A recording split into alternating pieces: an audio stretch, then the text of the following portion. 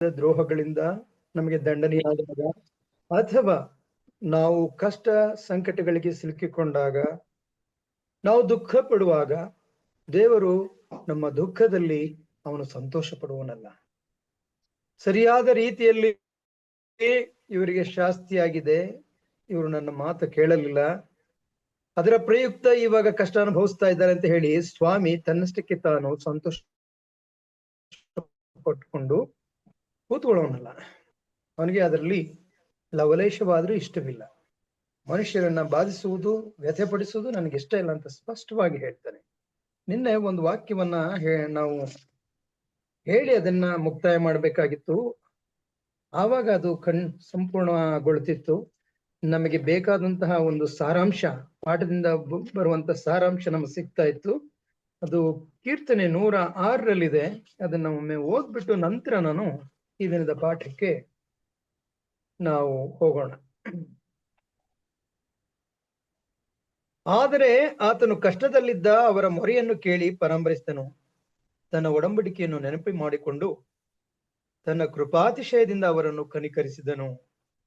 ಅವರನ್ನು ಸೆರೆ ಹೊಯ್ದವರಲ್ಲಿ ಅವರ ಮೇಲೆ ದಯೆ ಹುಟ್ಟಿಸಿದನು. ಸ್ವಾಮಿ ನೋಡಿ, ಇವರಿಗೆ ಸಂಭವಿಸಿದ ಎಲ್ಲಾ ಕಷ್ಟಗಳಿಂದ, ನಷ್ಟಗಳಿಂದ, ಅವರಿಗೆ ಆದಂತ ಎಲ್ಲಾ ದುಃಖದಲ್ಲಿ ಅವರ ಗೋಳಾಟವನ್ನ ನೋಡಿ ಸ್ವಾಮಿ ಹೇಗೆ ಆತನು ಅವರ ಮೊರೆಯನ್ನ ಕೇಳಿ ಪರಾಂಬರಿಸುತ್ತಾನೆ, ಮತ್ತೆ ತನ್ನ ಒಡಂಬಡಿಕೆಯನ್ನ ನೆನಪು ಮಾಡಿಕೊಂಡು ಬಹಳ ದೊಡ್ಡ ರೀತಿಯಲ್ಲಿ ಕೃಪಾತಿಶಯದಿಂದ ಅವರನ್ನ ಕನಿಕರಿಸುವಂತವನಾಗಿದ್ದಾನೆ. ಅವರನ್ನು ಸೆರೆ ಹೊಯ್ದವರಲ್ಲಿ ಅವರ ಮೇಲೆ ಅವನಿಗೆ ದಯೆ ಹುಟ್ಟಿಸಿದನು. ಇನ್ನೊಂದು ವಾಕ್ಯವನ್ನ ನಾವು ಓದುವಾಗ ಆತನು ಅವರ ಕಷ್ಟದಲ್ಲಿ ತಾನು ನೊಂದುಕೊಂಡನು ಎಂಬುದಾಗಿ ನಾವು ಓದ್ತೇವೆ. ಅದು ನ್ಯಾಯಸ್ಥಾಪಕರಲ್ಲಿದೆ. ಅವರು ಪಟ್ಟಂತ ಕಷ್ಟಗಳಿಗೆ, ಅವರಿಗಾದಂತಹ ಶಿಕ್ಷೆಗಳಿಗೆ, ಇವೆಲ್ಲವನ್ನ ನೋಡಿದಂತಹ ದೇವರು ಅವರ ಪರಿಸ್ಥಿತಿಗೆ ದುಃಖ ಪಡುವನಾಗಿದ್ದಾನೆ. ಕೋಪ ಪಟ್ಟುಕೊಂಡು ಅವರನ್ನ ಒಳಗು ಮಾಡಿದರೂ, ಶಿಕ್ಷೆಗೆ ಒಳಪಡಿಸಿದಾಗ್ಯೂ ಅವರು ಪಟ್ಟಂತಹ ಕಷ್ಟಗಳು, ಅವರಿಗಾದಂತಹ ಹಿಂಸೆಗಳು, ನಷ್ಟಗಳು, ಇವುಗಳನ್ನೆಲ್ಲ ನೋಡಿ ದೇವರು ಅವರನ್ನ ನೋಡಿ ಕನಿಕರ ಪಟ್ಟು ಅವರ ದುಃಖಕ್ಕೋಸ್ಕರ ತಾನೂ ಕೂಡ ದುಃಖ ಪಡುವುದನ್ನ ನಾವು ಇಲ್ಲಿ ನೋಡ್ತೇವೆ. ಹಿರಿಯರೇ, ಈ ದಿನದಲ್ಲಿ ಇವತ್ತು ದೇವರು ನಮಗೆ ಒಂದು ವಿಶೇಷವಾದ ರೀತಿಯಲ್ಲಿ ಇನ್ನೊಂದು ಆತನ ಪ್ರೀತಿಯ ಇನ್ನೊಂದು ಮಗ್ಗಲನ್ನ ನಾವು ಕಾಣುವರಾಗಿದ್ದೇವೆ. ಅನುಕಂಪ ತೋರಿಸಿ ಎಂಬುದಾಗಿ.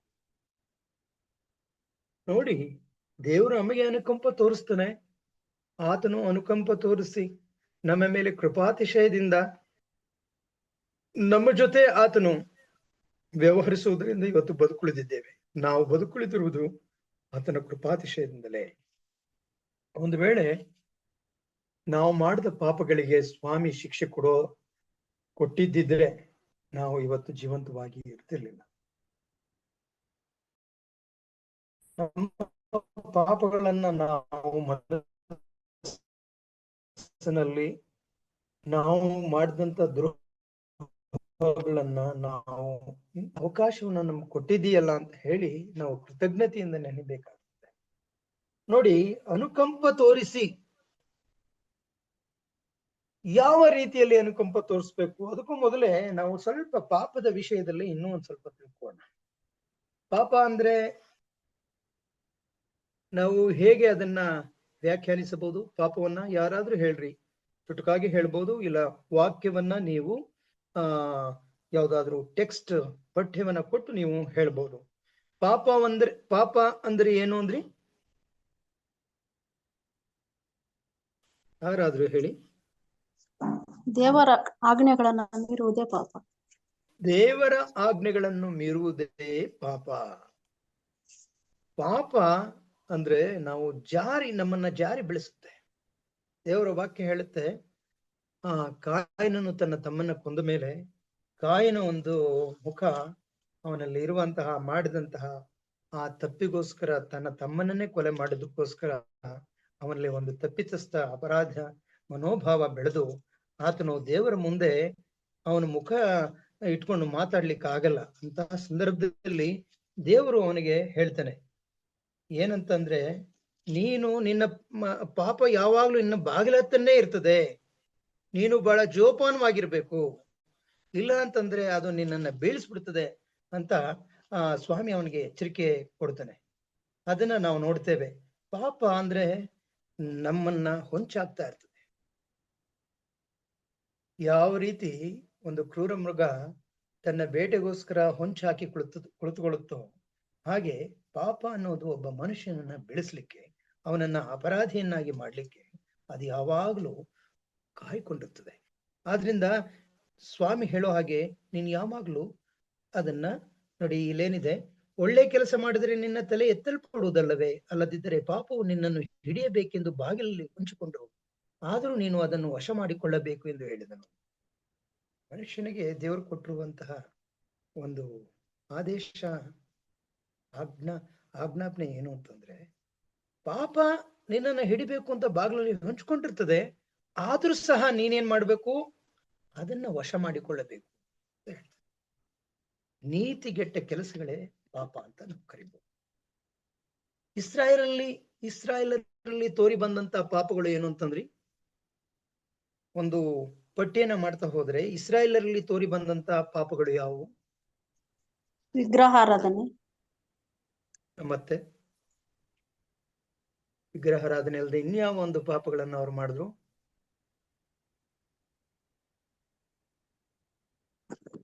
ಅವರು ಐಗುಪ್ತ ದೇಶದಲ್ಲಿರುವಂತಹ ಆ ಒಂದು ಜೀವನ ಕ್ರಮವನ್ನೇ ಆಶೆ ಮಾಡ್ತಾ ಇದ್ರು. ಅವರು ಯಾವಾಗ್ಲೂ ದೇವರ ವಿರುದ್ಧವಾಗಿ ಗೊಣಗ್ತಾ ಇದ್ರು. ಅವರಲ್ಲಿ ಮೊಂಡತನ ಇತ್ತು. ಪಾಪಗಳನ್ನ ಮಾಡ್ತಾ ಇದ್ರು, ಪಾಪಕ್ಕೆ ಅವರು ಮರುಗ್ತಾ ಇದ್ರು. ಅವ್ರ ಕಷ್ಟ ಬಂದಾಗ ಮತ್ತೆ ದೇವರ ಹತ್ರ ಬಂದು ಅವರು ದೇವರ ಹತ್ರ ಮೊರೆ ಇಟ್ಟಾಗ ಅವರ ಪಾಪ ಕ್ಷಮಿಸಲ್ಪಡುತ್ತಿತ್ತು. ಆದಾಗ್ಯೂ ಕೂಡ ಅವರು ಕ್ಷಮಿಸಲ್ಪಟ್ಟವರಾಗಿ ದೇವರಾಗೆ ಕೃತಜ್ಞತೆ ಉಳ್ಳವರಾಗಿ ಅವರು ನಡ್ಕೊಳ್ಳಿಲ್ಲ.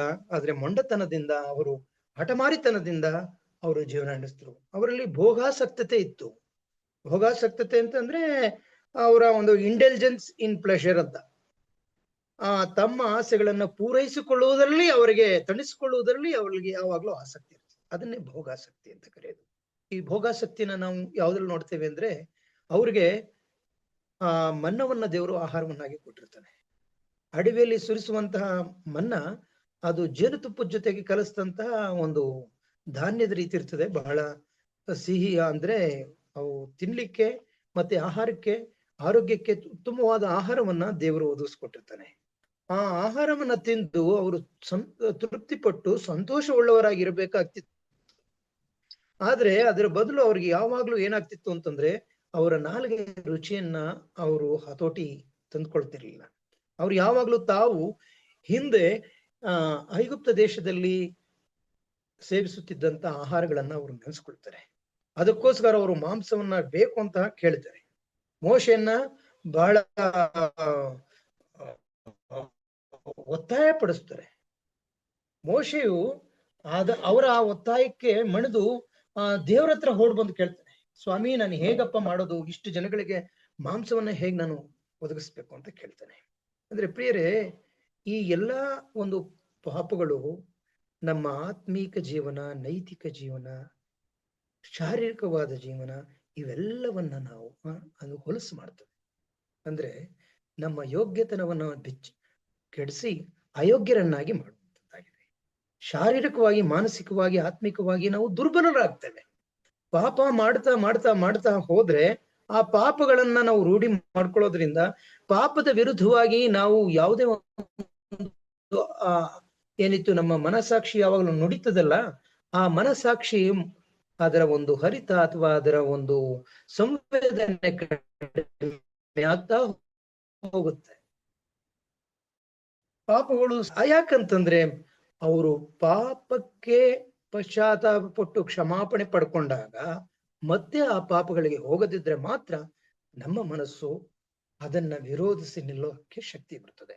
ನಾವು ಮಾಡಿದ ಪಾಪನ್ನ ಮತ್ತೆ ಮತ್ತೆ ಮಾಡುವಾಗ ಯಾವ ರೀತಿ ಒಂದು ಒಳ್ಳೆಯ ಬಟ್ಟೆಗೆ ಕಲೆ ಆದಾಗ ಅದನ್ನ ಕಲೆ ಹೋಗಿಸ್ಲಿಕ್ಕೆ ನಾವು ಚೆನ್ನಾಗಿ ಉಜ್ಜಿ ಉಜ್ಜಿ ಉಜ್ಜಿ ಆ ಬಟ್ಟೆನೇ ಏನಾಗುತ್ತೆ ಅಂತ ಎಲ್ಲ ಆಗೋಗುತ್ತೆ.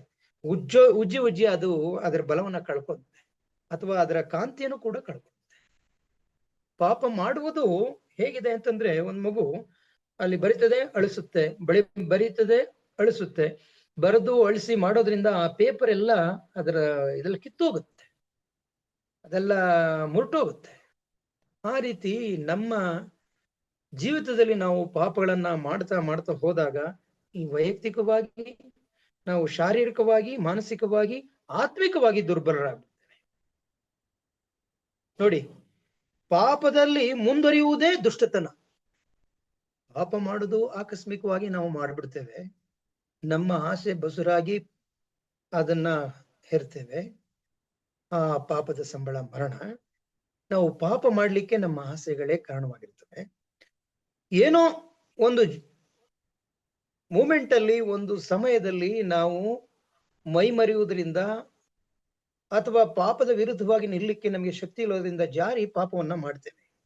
ಆದ್ರೆ ಆ ಪಾಪದಲ್ಲಿ ಮುಂದುವರೆಕೊಂಡು ಹೋಗುವುದೇ ದುಷ್ಟತನ. ಅದನ್ನ ಸಮರ್ಥಿಸಿಕೊಳ್ಳುವುದು ಅತಿ ನೀಚತನ ಅಂತ ನಾವು ಹೇಳ್ತೀವಿ. ಪಾಪ ಅಂದ್ರೆ ಏನು ಅಂತ ಗೊತ್ತಾಯ್ತು, ಪಾಪದ ಸ್ವಭಾವ ಅಂದ್ರೆ ಏನು ಅಂತ ಗೊತ್ತಾಯ್ತು, ಪಾಪ ಯಾವ ತರದ ಪಾಪಗಳನ್ನ ಆ ಇಸ್ರಾಯೇಲಲ್ಲಿ ನಾವು ನೋಡ್ತೇವೆ ಗೊತ್ತಾಯ್ತು. ಇಂತಹ ಪಾಪಗಳನ್ನ ಕಂಡಾಗ್ಲೆಲ್ಲ ಸ್ವಾಮಿಗೆ ಕೋಪ ಬರ್ತಾ ಇತ್ತು, ರೋಷ ಬರ್ತಿತ್ತು, ಆತನ ದಂಡಿಸ್ತಿದ್ನು. ಅವರು ಮೊರೆ ಹೋಗ್ತಾ ಇದ್ರು. ಅವರು ಮತ್ತೆ ದೇವರ ಹತ್ರ ಬಂದು ಅಂಗಲಾಚಿದಾಗಲೆಲ್ಲ ಸ್ವಾಮಿ ಮತ್ತೆ ಅವ್ರನ್ನ ಬಿಡುಗಡೆಗೊಳಿಸ್ತಾ ಇದ್ದ. ಅವ್ರಿಗೆ ಶಿಕ್ಷೆಯಿಂದ ಅವ್ರಿಗೆ ಆಗಿರುವಂತಹ ನೋವುಗಳನ್ನ ಮತ್ತೆ ಶಮನ ಪಡಿಸ್ತಾ ಇದ್ದ. ಅವ್ರಿಗೆ ಒಂದು ಶಿಕ್ಷೆಯಿಂದ ಅವ್ರನ್ನ ಮುಕ್ತರನ್ನಾಗಿ ಮಾಡಿ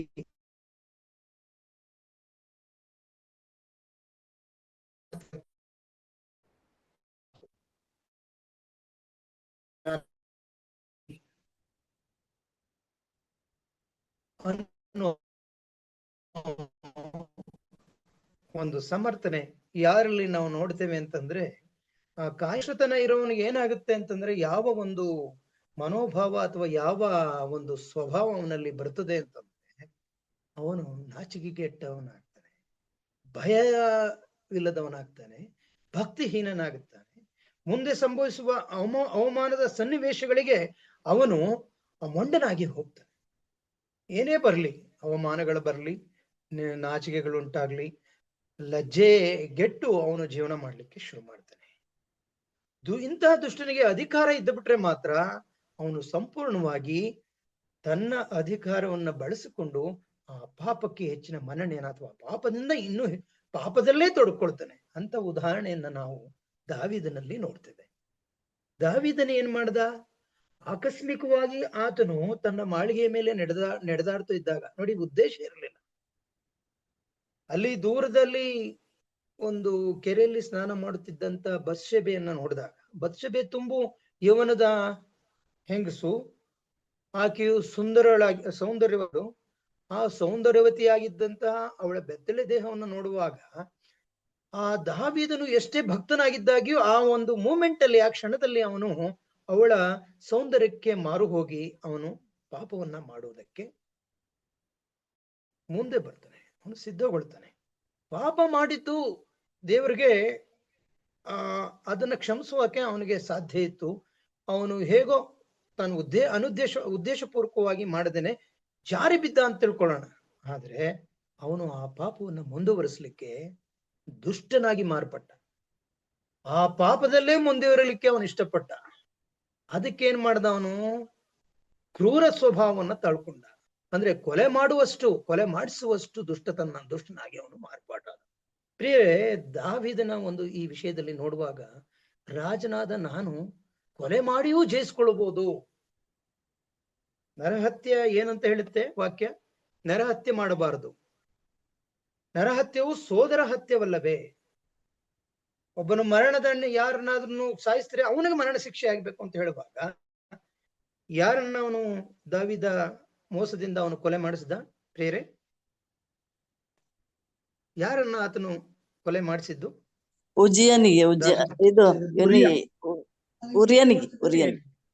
ಹೌದೌದು, ಹಿತ್ತಿಯನಾದ ಊರಿಯ ಬತ್ಷೆಬೆಯ ಯಜಮಾನ. ಅವನನ್ನ ಕೊಲ್ಲಿಸುವಷ್ಟು ಅವನಿಗೆ ಎಂಥ ಒಂದು ಒಳ್ಳೆಯ ಒಂದು ಸೈನಿಕ ಅಂತಂದ್ರೆ, ಅವನನ್ನ ಆ ಒಂದು ಅರಮನೆಯ ಮುಂದೆ ಅವನು ಕೂತು ನೀನು ಮನೆಗೆ ಹೋಗಪ್ಪ, ಉಂಡು ತಿಂದು ನಿನ್ನ ಹೆಂಡತಿ ಜೊತೆ ಇರು ಅಂತ ಹೇಳುವಾಗ ಆತನು ದೈನ್ಯವಾಗಿ ದಾವೀದನಿಗೆ ಹೇಳ್ತಾನೆ, ನನ್ನ ಆ ಯಜಮಾನಾದ ಯೋವಾಬನು ಯುದ್ಧರಂಗದಲ್ಲಿ ಇದ್ದಾನೆ, ಮಂಜೂಷ ಪೆಟ್ಟಿಗೆ ಆ ಬಯಲಿನಲ್ಲಿದೆ, ನಾನು ಇದೆಲ್ಲವನ್ನ ಮರೆತು ಉಂಡು ಕುಡಿದು ಹೇಗೆ ನಾನು ಮನೆಯಲ್ಲಿ ನನ್ನ ಹೆಂಡತಿ ಜೊತೆ ನಾನು ಸಮಯವನ್ನ ಕಳೀಲಿಕ್ಕಾಗುತ್ತೆ ರಾತ್ರಿ ಅಂತ ಹೇಳಿ ಅವನು ದಾವೀದನ ಅರಮನೆಯ ಆ ಬಾಗಿಲಲ್ಲೇ ಅವನು ರಾತ್ರಿಯನ್ನ ಕಳೀತಾನೆ. ಇಂತಹ ಪ್ರಾಮಾಣಿಕ ವ್ಯಕ್ತಿಯನ್ನ ಕೊಲ್ಲಿಸ್ಲಿಕ್ಕೆ ಎಂತ ದುಷ್ಟತನ ಅವನಲ್ಲಿ ಮೂಡಿತು ನೋಡಿ ದಾವೀದನಿಗೆ. ಇಂತಹ ನಿಷ್ಠೆಯುಳ್ಳಂತಹ ಸೇವಕನನ್ನ ಅವನು ಕೊಲೆ ಮಾಡಿಸ್ಲಿಕ್ಕೂ ಹಿಂಜರಿಯದೆ ಕೊಲೆ ಮಾಡಿಸ್ತಾನೆ. ಇದು ತಾನೇ ದುಷ್ಟತನ. ಪಾಪ ಒಂದು ಪಾಪ ಇನ್ನೊಂದು ಪಾಪಕ್ಕೆ ನಡೆಸುವಂತದ್ದಾಗಿದೆ. ಇದನ್ನ ನಾವು ನೋಡ್ತೇವೆ. ಎಲಿಯನು ಎಂತವನಾಗಿದ್ದನು? ಅವನು ಅಧಿಕಾರ ಉಳ್ಳವನೇ ಆಗಿದ್ನು. ಅವನ ಅಧಿಕಾರ, ಅವನ ಪ್ರಭಾವ ಇಡೀ ಇಸ್ರೇಲ್ ದೇಶದಲ್ಲಿ ಇತ್ತು. ದೇವದರ್ಶಿಯಾಗಿದ್ದ ಎಲಿಯನ್ನ ಪ್ರಭಾವ ಪ್ರತಿಯೊಂದು ಆ ಕುಲಗಳ ಮೇಲೆ ಇತ್ತು. ಯಾವ ವ್ಯಕ್ತಿ ಹೆಚ್ಚು ಪ್ರಭಾವವನ್ನು ಬೀರ್ತಾನೋ ಆ ವ್ಯಕ್ತಿಯೇ ದೊಡ್ಡ ವ್ಯಕ್ತಿ ಅಂತ ಕರಿಬಹುದು. ದಾವೀದನ ಒಂದು ಪ್ರಭಾವ ಅಂದ್ರೆ ರಾಜನಾಗಿ ಇವನು ಮಾಡಿದ್ದಾನೆ ಅಂತ ಹೇಳುವಾಗ ಪ್ರಜೆಗಳು ಆತನನ್ನ ಅನುಸರಿಸುವಂತ ಸಾಧ್ಯತೆ ಹೆಚ್ಚಾಗಿರ್ತದೆ. ಅವನನ್ನೇ ಆದರ್ಶವನ್ನಾಗಿ ಇಟ್ಟುಕೊಂಡ್ರೆ ಪಾಪಕ್ಕೆ ಇವನು ಯಾವ ರೀತಿ ನಡ್ಕೊಂಡೋ ಇವನ ಒಂದು ಗುಣ ಧರ್ಮಗಳನ್ನ ಆ ಒಂದು ಪ್ರಜೆಗಳು ಅನುಸರಿಸ್ತಾರೆ. ಯಾವಾಗ ನಾವೇ ಪಾಪವನ್ನು ಮಾಡಿ ನಾವೇ ತಪ್ಪು ಮಾಡಿದಾಗ ಪ್ರಜೆಗಳಲ್ಲಿ ಇಂಥ ತಪ್ಪು, ಇಂಥ ದೋಷಗಳು, ಇಂಥ ಅನ್ಯಾಯಗಳು, ಅಕ್ರಮಗಳು ನಡೆದಾಗ ಅದನ್ನ ನಾವು ಖಂಡಿಸುವಂತ ಒಂದು ನೈತಿಕತೆಯನ್ನ ನಾವು ಕಳ್ಕೊಳ್ತೇವೆ. ಈ ನೈತಿಕತೆಯನ್ನ ದಾವೀದನು ಕಳ್ಕೊಂಡು, ಹಾಗೇನೆ ಎಲಿ ಕೂಡ ಕಳ್ಕೊಂಡು, ಹಾಗಾಗಿ ಆತನ ಮಕ್ಕಳು ಅವನನ್ನ ಅವರು ಮರ್ಯಾದೆ ಅಂದ್ರೆ ಗೌರವ ಕೊಡ್ಲಿಲ್ಲ. ಅವರು ಮಾಡಬಾರದ ಪಾಪಗಳನ್ನ ದೇವದರ್ಶನ ಗುಡಾರದಲ್ಲೇ ಮಾಡು. ಸ್ವಾಮಿ ಹೇಳ್ತಾನೆ, ನೀನು ನನಗಿಂತಲೂ ಹೆಚ್ಚಾಗಿ ನಿನ್ ಮಕ್ಕಳಿಗೇನೆ ನೀನು ಭಯ ಪಡ್ತೀಯ ಅಂತ. ನೋಡಿ, ಎಲಿ ಆತರ ಮಕ್ಕಳನ್ನ ಬಿಟ್ಬಿಟ್ಟಿದ್ದಕ್ಕೆ ಅವನ ಕಣ್ಣು ಮುಂದೆ ಅವರು ಕೊಲೆ ಆಗೋದನ್ನ ನಾವು ನೋಡ್ತೇವೆ. ದಾವೀದನ ಮನೆಯಲ್ಲಿ ಅಂತಹ ಒಂದು ಅಸಮಾಧಾನದ ಒಂದು ಖಡ್ಗ ಇತ್ತು ಅಂತಂದ್ರೆ ಅವನು ಮಾಡಿದ ಪಾಪಕ್ಕೋಸ್ಕರ ದೇವರು ಹೇಳದಂತೆ ಅವನ ಮುಂದೆನೆ ಆ ಒಂದು ಬಯಲಿನಲ್ಲಿ ಅವನ ಹೆಂಡತಿಯರು ಅತ್ಯಾಚಾರಕ್ಕೆ ಒಳಗಾಗೋದನ್ನ ನಾವು ನೋಡ್ತೇವೆ. ಬೇರೆ ಇಲ್ಲಿ ಪಾಪವನ್ನ ನಾವು ಯಾಕೆ ಹೀಗೆ ಹೇಳ್ತಾ ಹೋಗ್ತಾ ಇದ್ದೇನೆ ಅಂತಂದ್ರೆ, ನಾವು ಕೀರ್ತನೆ 28ನೇ ಅಧ್ಯಾಯದಲ್ಲಿ ನೋಡುವ ಹಾಗೆ ಅವರು ಪಾಪ ಮಾಡಿಕೊಂಡು ಬರುವಾಗಲೆಲ್ಲ ದೇವರು ಕೋಪ ಮಾಡಿ ಅವ್ರನ್ನ ಶಿಕ್ಷಿಸ್ತಾನೆ. ಆತನ ಧರ್ಮಶಾಸ್ತ್ರದಲ್ಲಿ ಯಾವ ಒಂದು ಶಿಕ್ಷೆಗಳಿವೆಯೋ ಅವು ಗ್ರಾಂಟ್ ಆಗಿ ಹೋಗ್ತವೆ. ಸ್ವಾಮಿ ಅಲ್ಲಿ ಶಿಕ್ಷಿಸ್ತಾನೆ, ಅಲ್ಲಿ ಬಂದು ಅವ್ರನ್ನ ಹೊಡಿತಾನೆ, ಅಲ್ಲಿ ಬಂದು ಮಾಡ್ತಾನೆ ಅಂತಲ್ಲ. ಅಲ್ಲಿ ಯಾವಾಗ ಅವರಿಗೆ ಪಾಪಗಳಿಗೆ ವಿರೋಧವಾಗಿ ಅವರು ನಿಂತರೋ ಆವಾಗ್ಲೇ ಅದರ ಒಂದು ಪ್ರತಿಫಲಗಳು ಅಲ್ಲಿ ಬರ್ತಾ ಇರ್ತವೆ.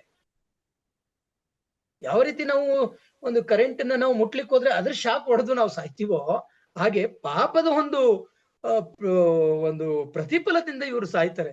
ಅಂದ್ರೆ ದೇವರ ಕೋಪ ಯಾವಾಗಲೂ ಅತಿ ಭೀಕರವಾಗಿರ್ತದೆ, ಅತಿ ಘೋರವಾಗಿರ್ತದೆ. ಯಾವುದ್ರ ವಿರುದ್ಧವಾಗಿ? ಮನುಷ್ಯನ ವಿರುದ್ಧವಾಗಿ ಅಲ್ಲ. ಮನುಷ್ಯನಿಗೆ ಯಾವಾಗಲೂ ಅವನು ಪ್ರೀತಿ ಸ್ವರೂಪನೇ, ಮನುಷ್ಯನನ್ನ ಯಾವಾಗಲೂ ಪ್ರೀತಿಸುವ ಆತನೇ, ಮನುಷ್ಯನಿಗೆ ಅವನು ದಯೆ ತೋರಿಸುವ ಆತನು, ಮನುಷ್ಯನ ಮೇಲೆ ಆತನು ಕನಿಕರ ಪಡುವ ಆತನು, ಮನುಷ್ಯನ ಶಿಕ್ಷಿಸುವಾಗಲೂ ಅವನು ದೀರ್ಘಶಾಂತನಾಗಿರ್ತಾನೆ, ತಾಳ್ಕೊಂಡಿರ್ತಾನೆ. ಅವನು ಸಂಪೂರ್ಣವಾದ ಸಿಟ್ಟನ್ನ ಏರಗೊಡದೆ ಅವನು ತಾಳ್ಕೊಂಡಿದ್ದ ಪ್ರಯುಕ್ತವಾಗಿ ಇವತ್ತು ಈ ಲೋಕದಲ್ಲಿ ಜನರು ಉಳಿದಿದ್ದಾರೆ, ಆತನ ಕಂಡುಕೊಂಡಿದ್ದಾರೆ, ಆತನ ಪ್ರೀತಿಯನ್ನ ಅನುಭವಿಸ್ತಾ ಇದ್ದೇವೆ. ಬೇರೆ ಹೀಗಲ್ಲದೆ ಒಬ್ಬ ವ್ಯಕ್ತಿ ಅಧಿಕಾರ ಜೊತೆಗೆ ಜ್ಞಾನನೂ ಇದ್ರೂ ಕೂಡ ಅವನು ಜಾರಿ ಬಿದ್ದವನು ಯಾರು? ತುಂಬಾ ಜ್ಞಾನಿ ಅಂತ ಅನ್ಸ್ಕೊಳ್ತಾನೆ. ಅವನಷ್ಟು ಜ್ಞಾನಿ ಹಿಂದೆ ಆದ್ರೂ ಸರಿ ಮುಂದೆ ಆದ್ರೂ ಇಲ್ಲ, ನಿನ್ನಷ್ಟು ಜ್ಞಾನಿ ಅಂತ ಹೇಳ್ತಾನೆ ಸ್ವಾಮಿ. ನಿನ್ನ ಜ್ಞಾನವನ್ನು ಕೇಳ್ಕೊಳ್ತಾ ಇದೆಯಾ, ನಿನ್ಗೆ ಐಶ್ವರ್ಯವನ್ನು ಕೊಡ್ತೀನಿ, ನಿನ್ನಂತ ಐಶ್ವರ್ಯವಂತ ಯಾರು ಇರೋದಿಲ್ಲ ಅಂತ ಸ್ವಾಮಿ ಹೇಳ್ತಾನೆ. ಅವನು ಯಾರು? ಅಧಿಕಾರನೂ ಅಂದ್ಕೊಂಡಿದ್ದಾನೆ, ಜ್ಞಾನವನ್ನು ಅಂದ್ಕೊಂಡಿದ್ದಾನೆ. ಆದ್ರೂ ಕೂಡ ದೇವರಿಗೆ ವಿರುದ್ಧವಾಗಿ ಪಾಪ ಮಾಡುವಂತವನು ಯಾರನ್ನು ನೋಡ್ತೀರಿ ಇಲ್ಲಿ? ಸೊಲೊಮೋನನು. ಜ್ಞಾನಿಯಾದ ಸೊಲೊಮೋನನು ಕೇವಲ ಆ ಒಂದು ಹೆಂಡತಿರಿಂದ ನೋಡಿ, ಅವನು ತನ್ನ ಅಧಿಕಾರಕ್ಕೋಸ್ಕರ ಅಧಿಕಾರದಿಂದ ಇದ್ದಂತ ಈ ವ್ಯಕ್ತಿಯನ್ನು ಮೆಚ್ಚಿಸ್ಲಿಕ್ಕೆ ಎಲ್ಲಾ ದೇಶ ವಿದೇಶಗಳ ಜನರು ತಮ್ಮ ಮಕ್ಕಳನ್ನ, ತಮ್ಮ ಆ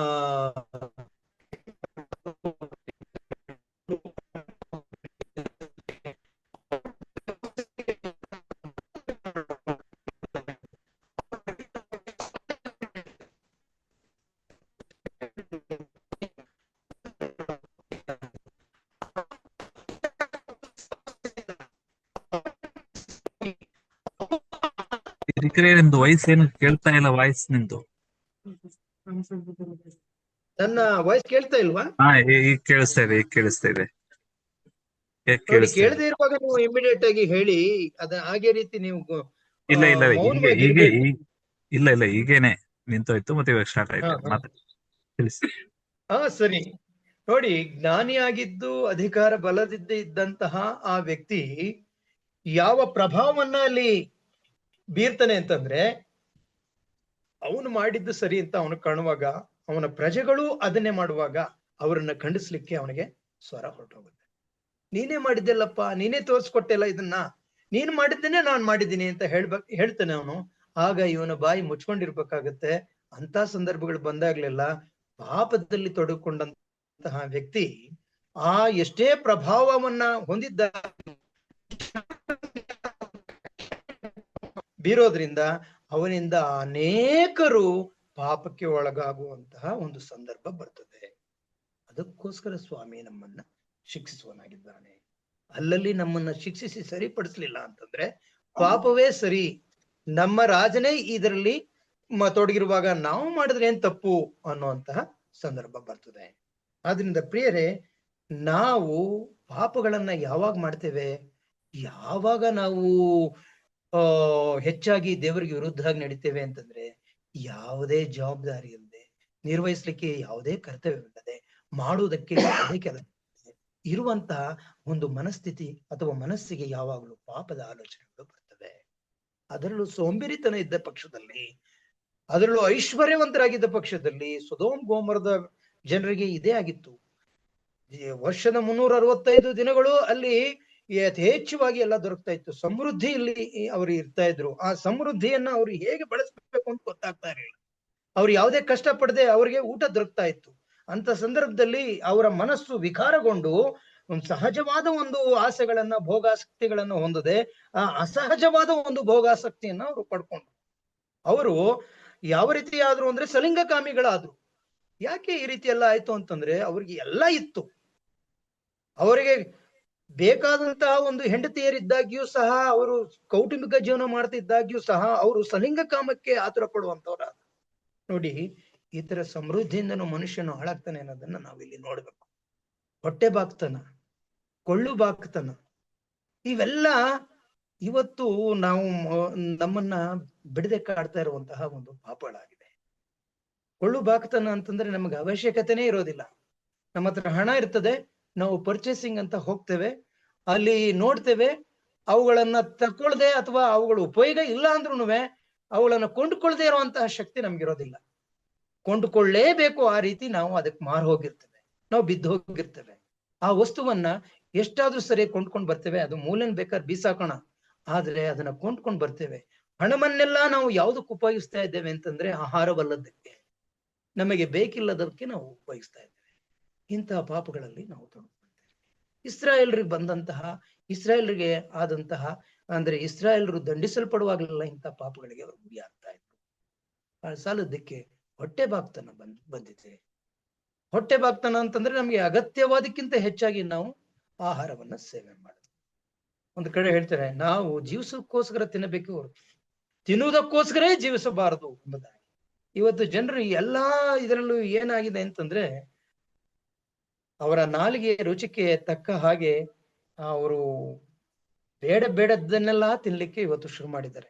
ನಾವಂತೂ ಅದೆಲ್ಲ ಹೆಸರುಗಳನ್ನೇ ಕೇಳಿಲ್ಲ, ಅದೇನೋ ಬರ್ಗ್ಲರು ಅದೇನೇನೋ ಹೇಳ್ತಾರೆ. ಅದನ್ನೆಲ್ಲ ತಿಂದು ಇವತ್ತು ಮನುಷ್ಯ ತನ್ನ ಆರೋಗ್ಯವನ್ನ ಕೆಡಿಸ್ಕೊಳ್ತಾ ಇದ್ದಾನೆ. ಒಬೆಸಿಟಿ ಹೆಚ್ಚಾಗ್ತಾ ಇದೆ, ಬೊಜ್ಜುತನ ಬರ್ತಾ ಇದೆ. ಇಂತಹ ಸಂದರ್ಭ ಈ ಒಂದು ಸಮಸ್ಯೆ, ಈ ಪಾಪದ ಪ್ರಯುಕ್ತವೇ ಆ ಸೊದೋಮ್ ಗೊಮೋರ ಸುಟ್ಟು ಹೋಗ್ಬೇಕಾಗ್ತದೆ. ಬೇರೆ ಇಲ್ಲಿ ಇಂಥ ಒಂದು ಸಂದರ್ಭಗಳನ್ನೆಲ್ಲ ನೋಡುವಾಗ ಕೆಲವು ಸಲ ನಾವೇನ್ ಹೇಳ್ತೇವೆ, ನಾವು ಸರಿಯಾಗಿದ್ದೇವೆ, ನಮ್ಮ ಸ್ನೇಹಿತರು ಕೆಟ್ಟೋಗಿದ್ದಾರೆ, ನಮ್ಮ ಮನೆಯವರು ಕೆಟ್ಟೋಗಿದ್ದಾರೆ, ನಮ್ಮ ಮಕ್ಕಳು ಕೆಟ್ಟು ಹೋಗಿದ್ದಾರೆ, ನಮ್ಮ ಸಮಾಜ ಕೆಟ್ಟು ಹೋಗಿದೆ. ಇದಕ್ಕೆ ಹೇಗಾದ್ರೂ ಒಂದು ನಾವು ಅವರಿಗೆ ಒಂದು ಬುದ್ಧಿ ಕಲಿಸ್ಬೇಕು. ನಮಗೆ ಇಂತ ಒಂದು ಪಾಪವನ್ನ ಮಾಡಿ ನಮಗಿಷ್ಟು ಕಷ್ಟ ಮಾಡಿದ್ದಾರೆ, ಇಷ್ಟು ನಷ್ಟ ಮಾಡಿದ್ದಾರೆ, ನಮಗ್ ದುಃಖ ಬರ್ಸಿದ್ದಾರೆ, ಇವರಿಗೆ ಸೇಡ್ ತೀರ್ಸ್ಕೊಳ್ಬೇಕು ಅನ್ನುವಾಗಲೆಲ್ಲ ಸ್ವಾಮಿ, ಮೊಯ್ಯಿಗೆ ಮೊಯ್ಯಿ ತೀರಿಸುವುದು ನಿಮ್ಮ ಕೆಲಸವಲ್ಲ, ನೀವು ಮೊಯ್ಯಿಗೆ ಮೊಯ್ಯಿ ತೀರಿಸ್ತೀವಿ ಅಂತ ನೀವು ಮನಸ್ಸನ್ನು ಕೂಡ ಮಾಡ್ಕೋಬಾರ್ದು ಅಂತ ಹೇಳ್ತಾರೆ. ಧರ್ಮೋಪದೇಶ ಕಾಂಡ 32-35 ವಚನದಲ್ಲಿ ನಾವು ನೋಡ್ತೇವೆ ನೋಡಿ. ಧರ್ಮೋಪದೇಶ ಕಾಂಡ ಯಾರು ಇದ್ರೆ ತೆಗಿರಿ, ಅದಕ್ಕೂ ಮೊದಲೇ ನಾನೇ ಓದ್ತೇನೆ. 32-35.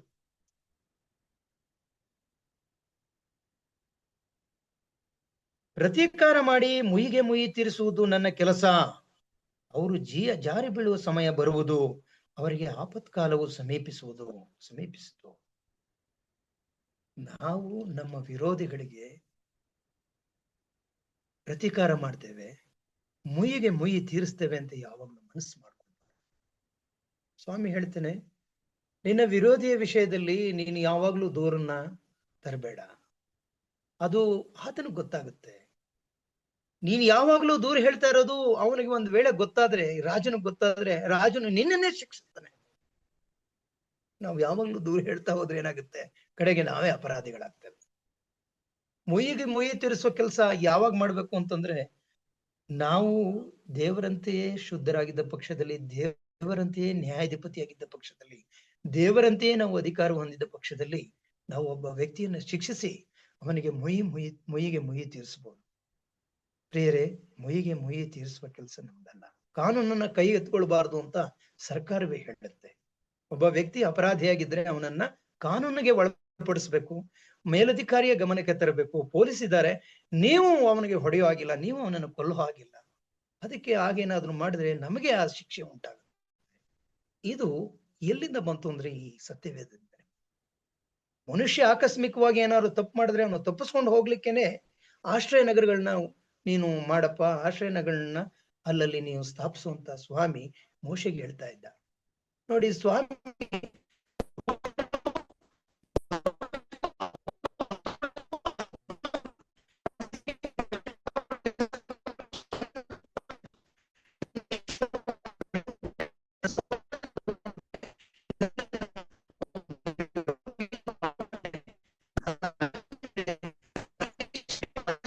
ನಾನು ನಿನ್ನ ರಕ್ಷಣೆಯನ್ನ ಕಳ್ಕೊಂಡೆ, ನಿನ್ನ ರಾಜ್ಯದಲ್ಲಿ ನನಗೆ ಸ್ಥಳವಿಲ್ಲ, ನನ್ನ ರಾಜ್ಯದಲ್ಲಿ ನನಗೆ ಸ್ಥಳ ಬೇಕು ಅಂತಂದ್ರೆ ನನ್ನ ಪಾಪಗಳನ್ನ ಕ್ಷಮಿಸುವಂತ ಹಿಂದಿರುಗಿ ಬರ್ಲಿಕ್ಕೆ ಅವನಿಗೆ ಅವಕಾಶ ಆಗುವ ಹಾಗೆ, ಅವನ ಪಾಪಗಳಿಗೆ ಪಶ್ಚಾತ್ತಾಪ ಪಡ್ಕೊಳ್ಳುವುದಕ್ಕೆ ಅವನ ಜೀವಿತದಲ್ಲಿರುವ ಹಾಗೆ, ಅವನು ಒಂದು ವೇಳೆ ಆಕಸ್ಮಿಕವಾಗಿ ಅವನು ಕೊಲೆಯನ್ನ ಮಾಡಿದ ಪಕ್ಷದಲ್ಲಿ, ಯಾರನ್ನಾರು ಕೊಂದಿದ್ದ ಪಕ್ಷದಲ್ಲಿ ಅವನನ್ನ ತಪ್ಪಿಸ್ಕೊಂಡು ಹೋಗಿ ಅವನು ಆಶ್ರಯ ನಗರವನ್ನ ಸೇರ್ಕೊಂಡು.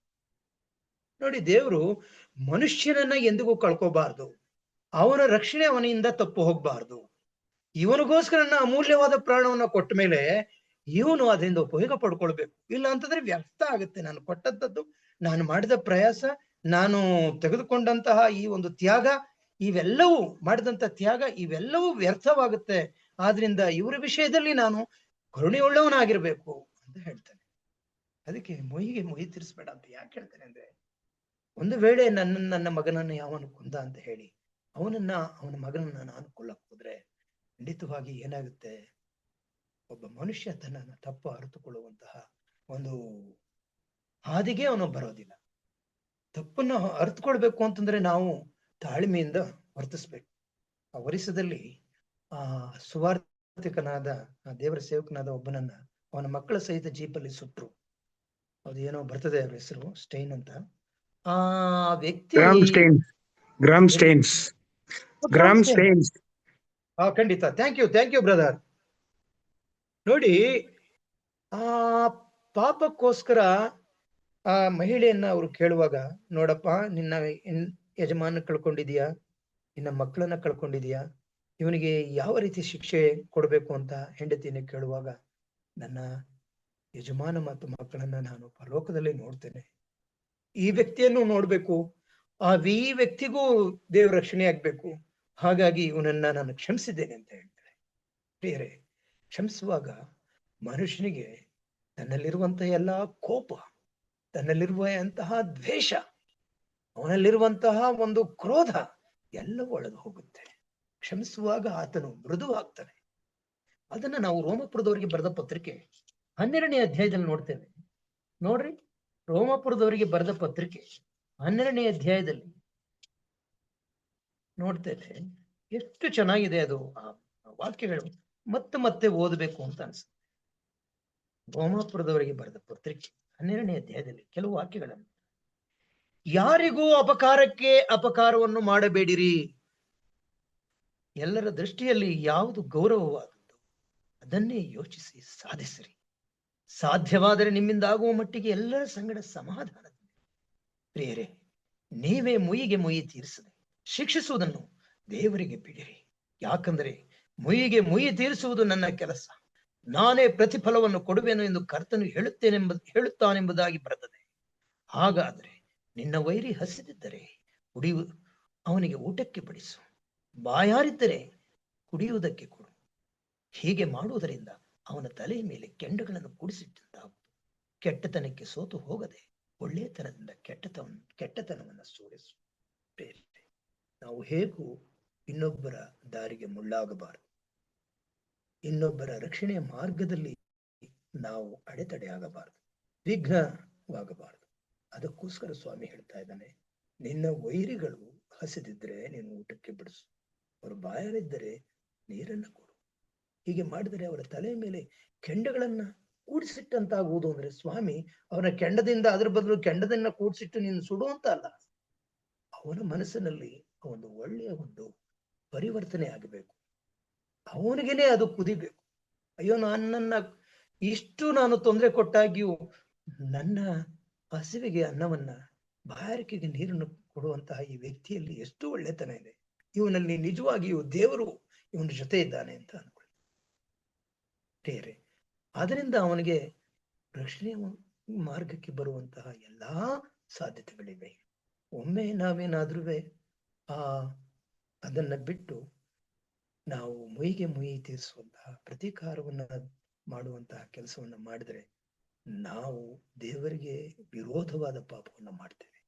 ಆತನ ಸುವಾರ್ಥ ಸೇವೆಗೆ, ರಕ್ಷಣೆಯ ಯೋಜನೆಗೆ ಮುಳ್ಳಾಗಿ ನಾವು ಪರಿಣಮಿಸ್ತೇವೆ. ನಾವು ಒಳ್ಳೆಯವರು ಅಂತ ನಾವು ಅಂದ್ಕೊಳ್ತೇವೆ, ಖಂಡಿತ ನಾವು ಒಳ್ಳೆಯವರಾಗಿರೋದಿಲ್ಲ.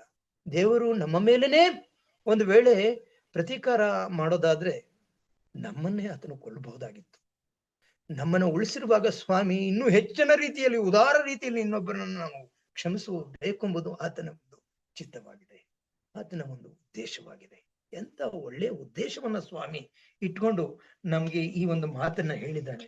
ಧರ್ಮೋಪದೇಶ ಕಾಂಡ ಓದಿದ್ರಿ, ಜ್ಞಾನೋಕ್ತಿಗಳು 20-22 ಓದ್ರಿ ದಯವಿಟ್ಟು. ಅದ್ರಲ್ಲಿ ಇನ್ನೂ ಚೆನ್ನಾಗಿ ಹೇಳ್ತಾನೆ ಸ್ವಾಮಿ ಸೊಲೊಮೋನು, ಇದ್ರಲ್ಲಿ ಇನ್ನೂ ಚೆನ್ನಾಗಿ ಹೇಳ್ತಾನೆ. ಜ್ಞಾನೋಕ್ತಿಗಳು 20ನೇ ಅಧ್ಯಾಯ 22ನೇ ವಾಕ್ಯವನ್ನು ಓದುವಾಗ ನಮ್ಗೆ ಇನ್ನೂ ಚೆನ್ನಾಗಿ ಗೊತ್ತಾಗುತ್ತೆ. ಏನಿದೆ? ಕೇಡಿಗೆ ಮುಯಿ ತೀರಿಸುವೆನು ಅನ್ನಬೇಡ, ಯೆಹೋವನನ್ನು ನಿರೀಕ್ಷಿಸಿಕೊಂಡಿರು, ಆತನೇ ನಿನ್ನ ಉದ್ಧರಿಸುವನು.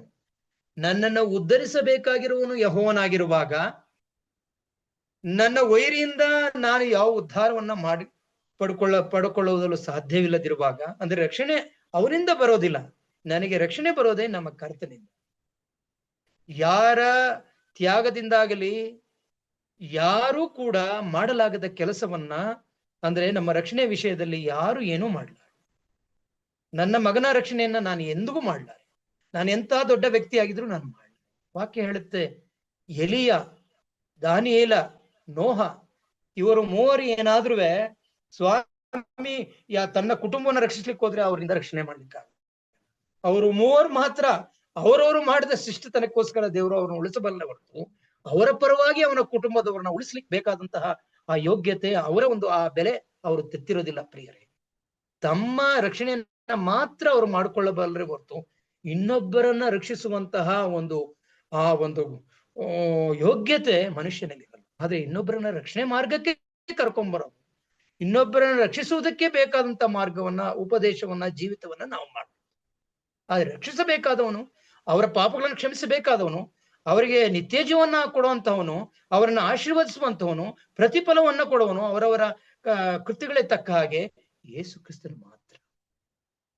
ಯೇಸು ಕ್ರಿಸ್ತನೇ ಈ ಯೋಗ್ಯತೆ ಉಳ್ಳವನಾಗಿರುವುದರಿಂದ, ಈ ಅಧಿಕಾರ ಉಳ್ಳವನಾಗಿರುವುದರಿಂದ, ನೀತಿವಂತನಾಗಿರುವುದರಿಂದ, ನಂಬಿಗಸ್ತನಾಗಿರುವುದರಿಂದ ನಾವು ನಮ್ಮ ವೈರಿಗಳನ್ನ ಶಿಕ್ಷಿಸದೆ, ನಮ್ಮ ವೈರಿಗಳಿಗೆ ಪ್ರತೀಕಾರ ಮಾಡದೆ, ನಾವು ಮುಯಿಗೆ ಮುಯಿ ತೀರಿಸ್ತೇವೆ ಅಂದುಕೊಳ್ಳುವುದೇ ಮೊದಲು ತಪ್ಪು. ನಿನ್ನನ್ನು ಬಿಡಲ್ಲ, ನಿನ್ನನ್ನು ತೀರಿಸ್ತೀನಿ, ಒಂದಲ್ಲ ಒಂದಿನ ನನಗೆ ಕೈ ಸಿಕ್ತೀಯ,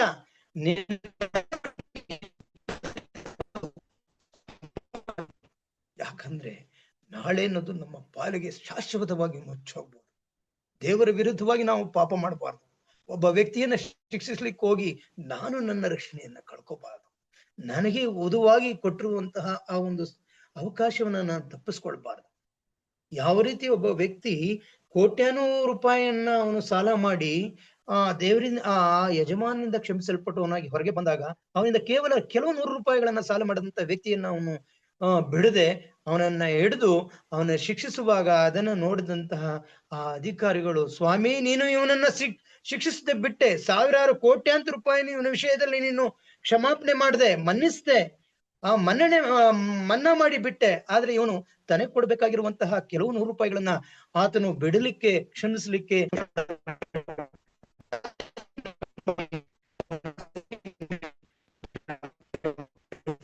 ಆದ್ರಿಂದ ನಮ್ಮ ಅಗಾಧವಾದ ಪಾಪಗಳನ್ನ ಕ್ಷಮಿಸಲ್ಪಟ್ಟವರಾದ ನಾವು ಕೃತಜ್ಞತೆಯನ್ನ ಹೇಳುವುದರಲ್ಲೇ ನಮ್ಮ ಮನಸ್ಸಿರಬೇಕು ಹೊರತು ಇನ್ನೊಬ್ಬನ ವಿಷಯದಲ್ಲಿ ದ್ವೇಷವನ್ನ ಮಾಡುವಂತಹ, ಹಗೆತನವನ್ನ ತೋರಿಸುವಂತಹ ಕೆಟ್ಟತನವನ್ನ ನಾವು ನಮ್ಮ ಹೃದಯದಲ್ಲಿ ಪೋಷಿಸಿಕೊಂಡು ಹೋಗಬಾರದು ಎನ್ನುವ ಕಾರಣಕ್ಕೋಸ್ಕರ ಸ್ವಾಮಿ ನೀನು ನಿನ್ನ ವೈರಿಗೆ ಪ್ರತೀಕಾರ ಮಾಡಬೇಡ ಅಂತ ಹೇಳ್ತೇನೆ. ಇನ್ನೂ ಒಂದು ವಾಕ್ಯ ಇನ್ನು ಚೆನ್ನಾಗಿ ಹೇಳುವಂಥದ್ದು ಜ್ಞಾನೋಕ್ತಿಗಳು 24-29 ಇನ್ನೂ ಚೆನ್ನಾಗಿ ಹೇಳಿದ್ದೇನೆ. ಅವನು ನನಗೆ ಮಾಡಿದಂತೆ ನಾನು ಅವನಿಗೆ ಮಾಡುವೆನು, ಅವನು ಮಾಡಿದ್ದಕ್ಕೆ ಸರಿಯಾಗಿ ಮುಯಿ ತೀರಿಸುವೆನು ಅಂದುಕೊಳ್ಳಬೇಡ. ಸ್ವಾಮಿ ಎಂತಹ ವಾಕ್ಯಗಳಿಂದ ನಮಗೆ ಬುದ್ಧಿಯನ್ನು ಹೇಳ್ತಾ ಇದ್ದಾನೆ ನೋಡಿ. ನಾವು ಹೇಗೂ ರಕ್ಷಣೆಗೆ ದೂರ ಆಗಬಾರದು, ನೆರವಾಗಬಾರದು. ಹಾಗೇನೆ ಇನ್ನೊಬ್ಬರ ರಕ್ಷಣೆಗೂ ನಾವು ಒಂದು ಮುಳ್ಳಾಗಿ ಉಳಿಯಬಾರದು, ವಿಘ್ನರಾಗಬಾರದು, ಅಡೆತಡೆ ಆಗಬಾರದು ಅಂತ ಹೇಳಿ ಸ್ವಾಮಿ ಈ ವಾಕ್ಯವನ್ನು ಹೇಳ್ತಾನೆ. ಏನಂತ ಹೇಳಿದ್ರೆ, ಅವನು ನನಗೆ ಮಾಡಿದಂತೆ, ಅವನು ನನಗೆ ಏನೋ ಕೆಟ್ಟದ್ದೇ ಮಾಡುತ್ತಾನೆ, ಏನೋ ಒಂದು ತಪ್ಪನೆ ಮಾಡುತ್ತಾನೆ, ಅವನು ಮಾಡಿದ ಹಾಗೇನೆ ನಾನು ಮಾಡ್ತೇನೆ, ಅವನು ಮಾಡಿದ್ದಕ್ಕೆ ಸರಿಯಾಗಿ ಮುಯಿ ತೀರಿಸುವೆನು ಅಂದುಕೊಳ್ಳಬೇಡ. ಸ್ವಾಮಿ ಒಳ್ಳೆಯ ವಾಕ್ಯಗಳನ್ನ ನಮಗೆ ಇವತ್ತು ಕೊಟ್ಟಿದ್ದಾನೆ, ಈ ಪಾಠದಿಂದ ಕೊಡ್ತಾನೆ. ಯಾಕಂದ್ರೆ ಅವನು ಮುಯಿ ತೀರಿಸುವುದಾದರೆ ಮೊದಲು ನಮ್ಮ ಮೇಲೆ ಮುಯಿ ತೀರಿಸಬೇಕು.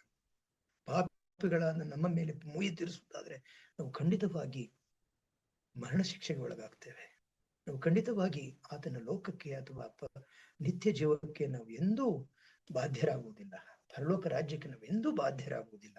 ನಾವು ನಿತ್ಯ ನರಕಕ್ಕೆ, ನಿತ್ಯ ಮರಣಕ್ಕೆ ನಾವು ಒಪ್ಪಿಸಲ್ಪಡಬೇಕಾಗುತ್ತದೆ.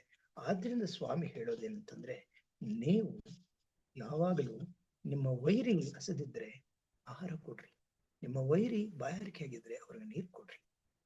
ಅವರಿಗೆ ಇದನ್ನು ಮಾಡುವಾಗ ಅವರಿಗೆ ನಿಜವಾಗಿ ತಾಪ ಬರುತ್ತೆ, ಅವರ ಹೃದಯದಲ್ಲಿ ನೋವು ಉಂಟಾಗುತ್ತೆ. ಆ ನೋವು ಬೆಂಕಿಗಿಂತಲೂ ಹೆಚ್ಚಾಗಿ ಸುಡುತ್ತೆ. ಅವರು ಅದನ್ನ ಅರ್ಥಕೊಂಡು ದೇವರ ಮಾರ್ಗವನ್ನ ಕಂಡುಕೊಳ್ಳಿಕ್ಕೆ ಬಹಳ ಒಂದು ಅವಕಾಶ ಉಂಟಾಗುತ್ತೆ ಅನ್ನೋದು ದೇವರ ಈ ಒಂದು ಉದ್ದೇಶವಾಗಿದೆ. ಆದ್ರಿಂದ ಥೆಸಲೋನಿಕದಲ್ಲಿ ನಾವು ನೋಡ್ತೇವೆ, ಈ ಯೇಸು ಮುಂದೆ ಬರುವ ದೈವ ಕೋಪದಿಂದ ನಮ್ಮನ್ನು ತಪ್ಪಿಸುವ ಆತನು. ದೈವ ಕೋಪ ಯಾಕಿದೆ ಅಂತಂದ್ರೆ, it is a reaction against sin ಅಂತ ಹೇಳುತ್ತೆ ವಾಕ್ಯ. ದಟ್ ವ್ರಾತ್ ಇದೆಯಲ್ಲ, ಇಂಡಿಗ್ನೇಷನ್ ಆಫ್ ಗಾಡ್ ಅಂದ್ರೆ ಪಾಪದ ವಿರುದ್ಧವಾಗಿ ಪ್ರಕಟಿಸಲ್ಪಡುವಂತಹ ಕೋಪ ಏನಿದೆ, it is a reaction against the sin. wrath is holy and righteous ಅಂತ ಇನ್ನೊಂದು ವಾಕ್ಯ ಹೇಳುತ್ತೆ. ಆತನ ಕೋಪ ಪರಿಶುದ್ಧವಾದದ್ದು. ಪರಿಶುದ್ಧವಾದದಕ್ಕೆ ಯಾವಾಗ್ಲೂ ಅದನ್ನು ತಾಳ್ಕೊಳಕ್ ಆಗಲ್ಲ. ಬೆಂಕಿನ ನೀವು ಹೋಗಿ ಬೆಣ್ಣೆಯನ್ನ ಹಿಡಿಯುವಾಗ ಬೆಣ್ಣೆ ನನಗೆ ಬಹಳ ಹಾಯಾಗಿದೆ, ಇವಾಗ ಚೆನ್ನಾಗಿದ್ದೀನಿ ಅಂತ ಹೇಳಕ್ ಆಗಲ್ಲ, ಎಲ್ಲ ಕರಗೋಗುತ್ತಲ್ಲ. ಹಾಗೆ ಈ ಪಾಪ ಅನ್ನೋದು ದೇವರ ಮುಂದೆ ಅಂದ್ರೆ ದಹಿಸುವ ಅಗ್ನಿ ಆಗಿರ್ತಾನೆ ಸ್ವಾಮಿ. ಪಾಪಕ್ಕೆ ಆ ಪಾಪ ದೇವರ ಮುಂದೆ ನಿಲ್ಲಿಕ್ಕಾಗೋದಿಲ್ಲ, ಅಷ್ಟು ದಹಿಸುವಂತಹ ಅಗ್ನಿ ಆಗಿರ್ತಾನೆ ಆತನು. ಇನ್ನೊಂದು ಕಡೆ ಹೇಳ್ತಾನೆ, ದಹಿಸುವ ಅಗ್ನಿ ಆಗಿದ್ದಾನೆ ದೇವರು, ದಹಿಸುವ ಅಗ್ನಿ. ನಮಗ್ ಮಾತ್ರ ಆತನು ಹಿತಕಾರಿಯಾಗಿರ್ತಾನೆ. ಪಾಪಿಗೆ ಆತನು ತುಂಬಾ ಹಿತವುಳ್ಳವನಾಗಿರ್ತಾನೆ, ಸ್ನೇಹಿತನೇ ಆಗಿರ್ತಾನೆ, ರಕ್ಷಿಸುವಂತಹ ಸಮೀಪ ಬಂಧುವೇ ಆಗಿರ್ತಾನೆ. ಆದ್ರೆ ಪಾಪವನ್ನ ಮಾತ್ರ ಆತನು ಬೆಳೆಯುವುದಕ್ಕೆ ಅಥವಾ ಆತನು ಎಂದಿಗೂ ಪಾಪದ ಪರವಾಗಿ ನಿಲ್ಲುವನಲ್ಲ, ಆತಕ್ಕೆ ಯಾವಾಗಲೂ ವಿರುದ್ಧವಾಗಿರ್ತಾನೆ. ಇದು ತಾನೇ ದೈವಿಕ ಕೋಪ, ಇದು ತಾನೇ ಆ ಒಂದು ಸಾತ್ವಿಕ ಕೋಪ, ಇದು ತಾನೇ ದೇವರಿಗೆ ಬರುವಂತಹ ಮಹಾಕೋಪ. ಇದು ಈ ವಾಕ್ಯ, ಈ ಒಂದು ಪಾಠದಲ್ಲಿ ನಾವು ಕಲಿತಾ ಇದ್ದೇವೆ. ಪ್ರಿಯರೇ, ನಿಮಗೆ ಯಾವುದಾದ್ರೂ ಒಂದು ಇನ್ನೂ ಹೆಚ್ಚಿನ ಒಂದು ಜ್ಞಾನವನ್ನ, ಇನ್ನೂ ಹೆಚ್ಚಿನ ಒಂದು ಅರ್ಥಗಳನ್ನ ನೀವು ಹಂಚಿಕೊಳ್ಳುವುದಾದ್ರೆ ಖಂಡಿತವಾಗಿ ನಿಮಗೆ ಸ್ವಾಗತವನ್ನ ಮಾಡುವನಾಗಿದ್ದೇನೆ. ನೀವು ಪಾಠಗಳನ್ನ ಓದ್ಕೊಂಡು ಬನ್ರಿ. ನಾನು ಒಂದು ವೇಳೆ ಪಾಠಕ್ಕಿಂತ ಭಿನ್ನವಾದ ರೀತಿಯಲ್ಲಿ ಹೋಗ್ತಾ ಇದ್ರೆ ನೀವು ನನಗೆ ತಡಿಬಹುದು. ಈ ಪಾಠಕ್ಕೆ ನನ್ನನ್ನ ಸಂಪೂರ್ಣವಾಗಿ ನಾನು ನನ್ನ ಆಸಕ್ತಿಯನ್ನ ಅಥವಾ ನನ್ನ ಏಕಾಗ್ರತೆಯನ್ನು ವಹಿಸಿ ಈ ಪಾಠಗಳಲ್ಲಿರುವಂತಹ ಸಾರಾಂಶವನ್ನ ನಾವು ನಿಮ್ಗೆ ಹೇಳ್ಕೊಡ್ಬೋದು. ಅದಕ್ಕೋಸ್ಕರ ನಾನು ಯಾವಾಗ್ಲೂ ಪ್ರಯತ್ನ ಪಡ್ತಾ ಇರ್ತೇನೆ. ನನ್ನ ಮನಸ್ಥಿತಿ ದಿನಪೂರ್ತಿ ಒಂದೇ ರೀತಿ ಇರೋದಿಲ್ಲ. ನಾನು ಕೆಲಸದಲ್ಲಿ, ಕರ್ತವ್ಯದಲ್ಲಿ ತೊಡಗಿರುವಾಗ ಸಂಪೂರ್ಣವಾಗಿ ಈ ವಾಕ್ಯಗಳು ನನಗೆ ನೆನಪು ಆಗ್ತಾ ಇರಲ್ಲ. ನಾನು ಇಲ್ಲಿ ಬಂದು ನನ್ನನ್ನ ಸರಿಪಡಿಸ್ಕೊಂಡು ನಿಮ್ಗೆ ವಾಕ್ಯ ಹೇಳುವಾಗ ನೀವು ಕಲ್ತ್ಕೊಂಡು ಬಂದಿದ್ದ ಪಕ್ಷದಲ್ಲಿ ಇದು ಇನ್ನೂ ಹೆಚ್ಚಿನ ರೀತಿಯಲ್ಲಿ ನಾವು ಕಲ್ತಂತಾಗುತ್ತದೆ. ನಾವು ಇನ್ನು ಹೆಚ್ಚಿನ ರೀತಿಯಲ್ಲಿ ದೇವರ ಕೆಲಸವನ್ನ, ಸುವಾರ್ತೆಯನ್ನ, ಸೇವೆಯನ್ನ ಮಾಡ್ಲಿಕ್ಕೆ ಯೋಗ್ಯರಾಗಿ ಮಾರ್ಪಡ್ತೇವೆ. ನಮ್ಮಲ್ಲಿ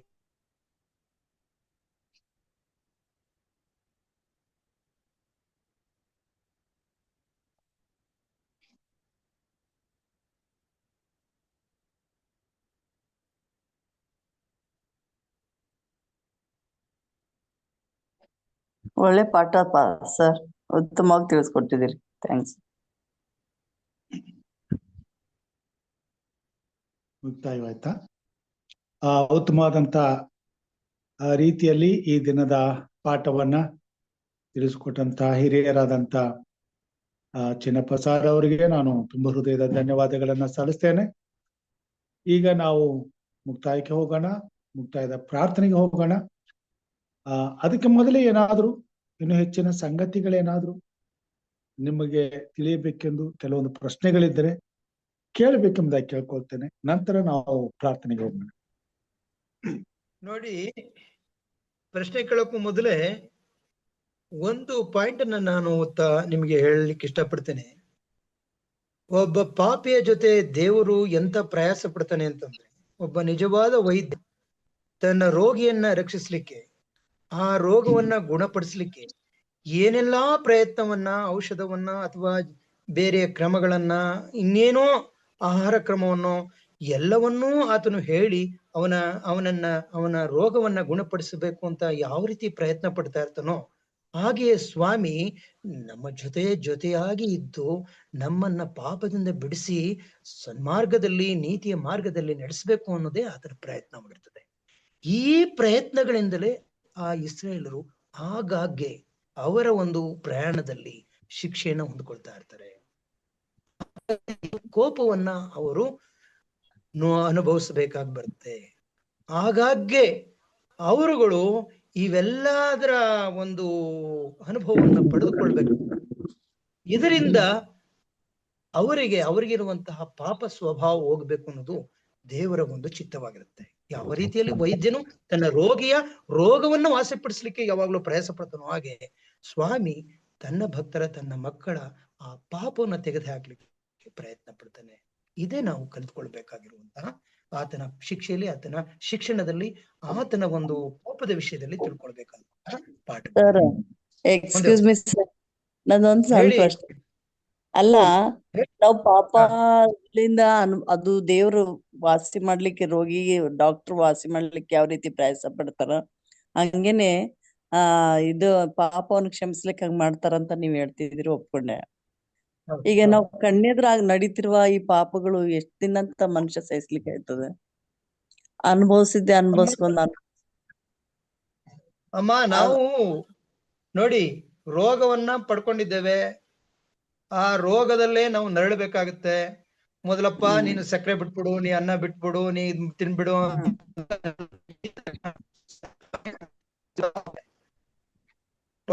ವೈದ್ಯರು ಎಷ್ಟೇ ಹೇಳದಾಗ್ಯೂ ಸಹ ನನಗೆ ಸಾರ್ ಮೈಸೂರು ಪಾಕ್ ಅಂದ್ರೆ ತುಂಬಾ ಇಷ್ಟ, ನಾನ್ ಬಿಡ್ಲಿಕ್ಕಾಗಲ್ಲ, ಅದನ್ನ ನನ್ನ ಜೀವ ಹೋದ್ರೂ ಪರವಾಗಿಲ್ಲ, ನಾನು ತಿನ್ಲೇಬೇಕು ಅಂತ ಹೇಳೋವನ್ಗೆ ಆ ಮೈಸೂರು ಪಾಕ್ ತಿಂತಾನೆ, ಅವನಿಗೆ ಏನಾಗುತ್ತೆ, ಗ್ಲುಕೋಮಾ ಬರ್ತದೆ, ಕಣ್ಣು ಕುರುಡಾಗುತ್ತೆ, ಅದರಿಂದ ಮತ್ತೆ ಇನ್ನೇನು ಕಿಡ್ನಿ, ಇನ್ನೇನು ಲಂಗ್ಸು, ಎಲ್ಲದಕ್ಕೂ ತೊಂದರೆ ಆಗೋಗುತ್ತೆ. ಈ ಸಕ್ಕರೆ ಕಾಯಿಲೆ ನೋಡಿ, ಸಕ್ಕರೆ ಹೆಚ್ಚಿದ ಆದಂತೆ ನಮ್ಮ ದೇಹವೆಲ್ಲ ಎಲ್ಲಾ ಒಂದು ಕಾಯಿಲೆಗಳ ಗೂಡಾಗೋಗುತ್ತೆ.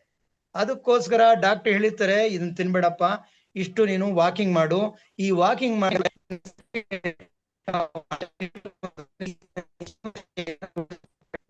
ಆ ಜೀವನ ಶೈಲಿಯನ್ನ ರೂಢಿಸ್ಕೊಂಡಾಗ ನಮ್ಮ ದೇಹವು ತನ್ನಷ್ಟಕ್ಕೆ ತಾನು ಸರಿ ಮಾಡ್ಕೊಳ್ತಾ ಹೋಗುತ್ತೆ. ಆ ಶಕ್ತಿ ದೇವರು ಈ ದೇಹಕ್ಕೆ ಕೊಟ್ಟಿದ್ದಾನೆ. ಯಾವ ರೀತಿ ಒಂದು ಮರದವನ್ನ ನೀವು ಕೊಂಬೆ ಕಡ್ದಾಗ್ಯೂ ಸಹ ಅದು ಚಿಗುರಿ ದೊಡ್ಡ ಮರವಾಗಬಲ್ಲದೋ, ಹಾಗೆ ನಮ್ಮ ದೇಹ ಮತ್ತೆ ಆರೋಗ್ಯವನ್ನ ತಗೊಳ್ಳಿಕ್ಕೆ ಸಾಧ್ಯ ಇದೆ. ಒಬ್ಬ ಮನುಷ್ಯನು ಕೂಡ ತನ್ನ ಪಾಪದಲ್ಲಿ ಬಿದ್ದು ಹೋದವನಿಗೆ ದೇವರು ಪಾಪವನ್ನ ಕ್ಷಮಿಸಿದಾನೆ, ನೀನು ಈ ಕೆಲಸ ಮಾಡ್ಬೇಡ, ಮತ್ತೆ ನೀನು ವ್ಯಭಿಚಾರಕ್ಕೆ ಕೈ ಹಾಕ್ಬೇಡ ಅಂತ ಹೇಳುವಾಗ ನಾವು ದೂರ ಇರ್ಬೇಕು. ಒಂದ್ ವೇಳೆ ನಮ್ಗೆ ಕಷ್ಟಗಳು ಬಂದಿರ್ಬೋದು, ಈಗ ಏಡ್ಸೆ ಬಂದ್ಬಿಟ್ಟಿದೆ ಅಂತ ಇಟ್ಕೊಳ್ಳಿ, ನನ್ಗೆ ವ್ಯಭಿಚಾರದ ಒಂದು ಪ್ರಯುಕ್ತ, ಈಗ ಏನು ಮಾಡ್ಲಿಕ್ಕಾಗಲ್ಲ. ಆ ಕಳ್ಳನ್ಗೆ ಬಿಡುಗಡೆ ಆಗಿಲ್ಲ, ಯೇಸು ಸ್ವಾಮಿ ಬಿಡುಗಡೆ ಮಾಡ್ಲಿಲ್ಲ. ಅವ್ರು ಚೆನ್ನಾಗೇ ಇರ್ತಾರೆ. ಕಳ್ಳನಿಗೆ ಅದನ್ನು ನೋಡ ಅನುಭವಿಸೋರಿಗೆ ಕಷ್ಟ ಆಗ್ತಾ ಇದೆಯಲ್ಲ ಅಂತ.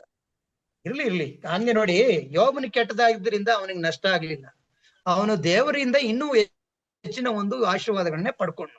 ದೇವ್ರ ವಾಕ್ಯ ಹೇಳುತ್ತೆ, ನೀವು ಒಳ್ಳೆಯವರಾಗಿ ಗುದ್ದು ತಿಂದ್ರೆ ಅದು ಶ್ಲಾಘನೀಯ, ನೀವು ಕೆಟ್ಟವರಾಗಿ ಕಳ್ತನ ಮಾಡಿ, ಇಲ್ಲ ಇನ್ನು ಸುಳ್ಳು ಹೇಳಿ ಅಥವಾ ಇನ್ನೇನೋ ಮಾಡಿ ಗುದ್ದು ತಿಂದ್ರೆ ಏನ್ ಪ್ರಯೋಜನ? ನೀವು ಶಿಕ್ಷೆಗೆ ಅರ್ಹರು, ಆ ಶಿಕ್ಷೆನ ಅನುಭವಿಸ್ತಾ ಇದ್ರಿ. ನೀವು ಶಿಕ್ಷೆಗೆ ಅರ್ಹರಲ್ಲದಿದ್ರು, ನೀವು ಯಾವುದೇ ತಪ್ಪು ಮಾಡದೇ ಇದ್ರು ನೀವು ಕಷ್ಟ ಪಡ್ತಾ ಇದ್ರ ಅಂದ್ರೆ, ನನ್ನ ನಿಮಿತ್ತ, ಪರಲೋಕದ ನಿಮಿತ್ತ ಅಲ್ಲಸಲ್ಲದ ಮಾತುಗಳನ್ನಾಡಿ ನೀವು ಹಿಂಸೆಗೆ ಒಳಗಾದ್ರೆ ನೀವು ಧನ್ಯರು ಅಂತ ಸ್ವಾಮಿ ಹೇಳದ. ಮುಂದಿನ ಯಾವ್ದಾದ್ರು ಪ್ರಶ್ನೆ ಇದ್ರೆ ಹೇಳಿ. ಹಿಂಸೆ ಪಡುವವರು ಧನ್ಯರು. ಇನ್ನೊಂದು ಸಹೋದರಿ ಅವರ ಒಂದು ಪ್ರಶ್ನೆಗೆ ಇನ್ನೊಂದು ವಿಚಾರ ಏನ್ ಹೇಳ್ಬೋದು ಅಂದ್ರೆ, ಈಗ ತಪ್ಪು ಮಾಡೋರು ತಪ್ಪು ಮಾಡ್ತಾನೆ ಇರ್ತಾರೆ, ಅವರಿಂದ ನಾವು ಹಿಂಸೆ ಅನುಭವಿಸ್ತಾನೆ ಇರ್ತೀವಿ. ಎಷ್ಟು ಕಾಲ ನಾವು ಸಹಿಸ್ಕೋಬೇಕು? ಹಾಗಾದ್ರೆ ನಾವ್ ಏನ್ ಮಾಡ್ಬೋದು? ಸಹಿಸ್ಕೊಳ್ಳಿಕ್ ಆಗ್ಲಿಲ್ಲ ಅಂದ್ರೆ ಏನ್ ಮಾಡ್ಬೋದು? ಅದಕ್ಕೆ ವಾಕ್ಯ ಇದೆ ನೋಡಿ, ಈ ಪಾಠದಲ್ಲಿ ತಿಳಿಸಿದ್ರು, ಪ್ರತೀಕಾರ ನಾವು ಆತನ ನಿಯಮವನ್ನು ಅನುಸರಿಸಿ ಸೇನಾಧೀಶ್ವರ ಯೆಹೋವನ ಮುಂದೆ ದುಃಖದಿಂದ ವಿಕಾರಿಗಳಾಗಿ ನಡೆಕೊಂಡದ್ರಿಂದ ಆದ ಲಾಭವೇನು? ಈಗ ಅಹಂಕಾರಿಗಳನ್ನು ಧನ್ಯರೆಂದು ಕೊಂಡಾಡಬೇಕಾಗಿ ಬಂತು. ಹೌದು, ದುಷ್ಕರ್ಮಿಗಳು ಏಳಿಗೆಗೆ ಬಂದಿದ್ದಾರೆ, ದೇವರನ್ನು ಪರೀಕ್ಷಿಸಿದರೂ ಸುರಕ್ಷಿತರಾಗಿದ್ದಾರೆ ಎಂದುಕೊಂಡಿದ್ದೀರಲ್ಲ. ಇಂಥ ಮಾತುಗಳನ್ನು ಕೇಳಿ ಯೆಹೋವನ ಭಕ್ತರು ಒಬ್ಬರಿಗೊಬ್ಬರು ಮಾತಾಡಿಕೊಳ್ಳಲು ಯೆಹೋವನು ಕಿವಿಗೊಟ್ಟು ಆಲಿಸಿ ಭಯಭಕ್ತಿಯಿಂದ ತನ್ನ ನಾಮಸ್ಮರಣೆ ಮಾಡುವರ ಹೆಸರುಗಳನ್ನು ತನ್ನ ಮುಂದೆ ಜ್ಞಾಪಕ ಪುಸ್ತಕದಲ್ಲಿ ಬರೆಯಿಸಿದನು. ಸೇನಾಧೀಶ್ವರ ನಾನು ಈ ಸ್ವಾಮಿ ಏನ್ ಹೇಳ್ತಾನೆ, ಸ್ವಾಮಿ ಹೇಳ್ತಾನೆ, ಭಕ್ತಿಯಿಂದ ತನ್ನ ಹೆಸರುಗಳನ್ನು ಜ್ಞಾಪಕ ಪುಸ್ತಕದಲ್ಲಿ ಇದಕ್ಕಿಂತ ಇನ್ನು ಹೆಚ್ಚಾಗಿ ಸಿಗೋದು ಇದಕ್ಕೆ ನಮ್ಗೆ ನಮ್ಮ ಹೆಸರು ಬರೆಯಲ್ಪಟ್ಟಿದ್ದಲ್ಲಿ ದೇವರು ನಮ್ಮನ್ನ ಮಾಡಿದ ಪಕ್ಷದಲ್ಲಿ ಸಾಕು. ಈ ಲೋಕದಲ್ಲಿ ನಮ್ ಕಷ್ಟಗಳು ಸಂಕಟಗಳು ಇವೆ. ಸ್ವಾಮಿ ಹೇಳ್ತಾನೆ, ಈ ಲೋಕದಲ್ಲಿ ಕಷ್ಟ ಸಂಕಟಗಳಿವೆ, ನಾನು ಕೂಡ ಇದು ಅನುಭವಿಸಿದ್ದೇನೆ, ನನ್ನನ್ನ ನೀವು ಇದು ಮಾಡುವಾಗ ಲೋಕವನ್ನ ಜಯಿಸಿದ್ದೇನೆ, ಜಯಿಸ್ತೀರ ಅಂತ ಹೇಳಿ, ಅದೇ ಸಮಾಧಾನ.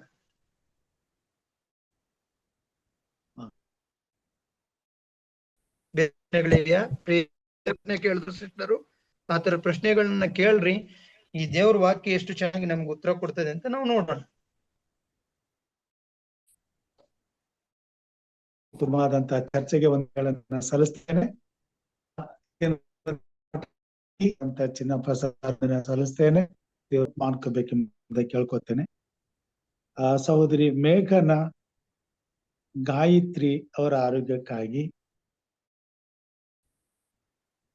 KP ರವಿ ಅವರ ಕುಟುಂಬಕ್ಕಾಗಿ, ಲೋಕೇಶ್ ಅಂಕಲ್ ಅವರ ಕುಟುಂಬಕ್ಕಾಗಿ, ಶ್ಯಾಮಲಮ್ಮ ಅವರ ಆರೋಗ್ಯಕ್ಕಾಗಿ, ಅಂಜನಮ್ಮ ಅವರ ಆರೋಗ್ಯಕ್ಕಾಗಿ, ದೇಹಿ ಮಗಳಿಗಾಗಿ, ಸೊ ಇವರಿಗಾಗಿ ನೀವು ಪ್ರಾರ್ಥಿಸಬೇಕೆಂಬುದ ಕೇಳ್ಕೊಡ್ತೇನೆ. ಹಾಗೂ ಸಹೋದರ ಜಾನ್ ಡೇವಿಡ್ ಅವ್ರಿಗಾಗಿಯೂ ಪ್ರಾರ್ಥಿಸಬೇಕೆಂಬುದಾಗಿ ಕೇಳ್ಕೊಳ್ತೇನೆ. ಇದ್ದೀರಾ ಯಾರಿಗೆ ಹೇಳಿದ್ರಿ ಫಸ್ಟ್? ಪ್ರೇಮ್ನಾಥ್ ಸರ್? ಪ್ರೇಮ್ನಾಥ್ ಅವ್ರಿಗ? ಪ್ರೇಮ್ನಾಥ್ ಕೋಲ್ಕರ್ ಅವ್ರಿಗೆ. ಓಕೆ, ಇಲ್ಲವಾದ್ರೆ ಬೋಧಕರಾದಂತಹ ಸಾಲಮನ್ ಅವರು. ಅವ್ರ ಹೆಸರುಗಳನ್ನ ಬರ್ಕೊಳ್ಬೇಕಾಗತ್ತೆ.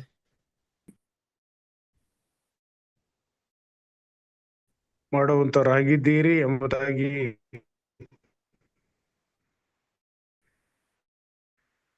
ತಿಳಿಸಿದ್ದೇವೆ. ಉಪಕಾರಗಳಿಗೆ ನಾವು ನಿನಗೆ ಸ್ತೋತ್ರಗಳನ್ನು ಅರ್ಪಿಸ್ತೇವೆ. ನಾವು ಪಡೆದಿರುವಂತಹ ಸಕಲ ವಿಧವಾದಂತಹ ಆಶೀರ್ವಾದಗಳು ನಿಮ್ಮಿಂದಲೇ, ಆದ್ರೆ ಅವುಗಳನ್ನೆಲ್ಲವನ್ನು ನಿನ್ನ ಮುದ್ದೆ ಮಗನಾದಂತ ಯೇಸು ಕ್ರಿಸ್ತನ ಹೆಸರಿನಲ್ಲಿ ನಾವು ಬೇಡಿಕೊಳ್ಳುವಾಗ ಅವುಗಳನ್ನ ನೀನು ಪೂರೈಸಿಕೊಡುವಂತರಾಗಿದ್ದೀರಿ ಸ್ವಾಮಿ. ವಿಶೇಷವಾಗಿ ಸ್ವಾಮಿ, ಅನೇಕ ಬೇಡಿಕೆಗಳಿಗೆ ಕರ್ತನೆ ಬೀದರ್ ಶಾಲೆಗಾಗಿ ಪ್ರಾರ್ಥಿಸುವಂತರಾಗಿದ್ದೇವೆ. ಅಲ್ಲಿರ್ತಕ್ಕಂಥ ಶಿಕ್ಷಕ ವರ್ಗದವರು ಸ್ವಾಮಿ ಪ್ರಾಮಾಣಿಕರಾಗಿ ತಮ್ಮ ಕೆಲಸವನ್ನ ಅವರು ಮಾಡಿದಾಗ ಸ್ವಾಮಿ ನಿನ್ನ ಆಶೀರ್ವಾದದಿಂದ ಎಲ್ಲ ಪೋಷಕರುಗಳು ತಮ್ಮ ಮಕ್ಕಳ ಪರವಾಗಿ ಯಾವ ರೀತಿಯಲ್ಲಿ ಫೀಸ್ಗಳನ್ನ ಕಟ್ಟಬೇಕು ಅದು ಕಟ್ಟುವಂತದ್ದಾಗಿರುತ್ತದೆ ಎಂಬುದಾಗಿ ನೀವು ಎಂಬುದಾಗಿ ನಾವು ನಂಬಿದ್ದೇವೆ ಸ್ವಾಮಿ. ಅದರ ತಕ್ಕಂತೆ ನೀವು ನಮ್ಮನ್ನ ಶಿಕ್ಷಿಸುವಂತವರಾಗಿದ್ದೀರಿ ಕರ್ತನೆ. ಅಪ್ಪ ತಂದೆಯೇ, ಇಸ್ರಾಯೇಲ್ರು ನಂಬಿಗಸ್ತೆ ನಿನ್ನನ್ನ ಅವಲಂಬಿಸಿ ಅವರು ಜೀವಿಸಬೇಕಾದಂತ ಸದ್ಯದಲ್ಲಿ ಸ್ವಾಮಿ ಅವರು ಬೇರೆ ದೇವರುಗಳನ್ನ ಅವಲಂಬಿಸಿದಾಗ ಸಂಕಷ್ಟಗಳಿಗೆ ಒಳಗಾಗಿರುವಂತದ್ದನ್ನ ನಿಮ್ಮ ವಾಕ್ಯಗಳಲ್ಲಿ ನಾವು ಕೇಳುತ್ತೇವೆ ಸ್ವಾಮಿ.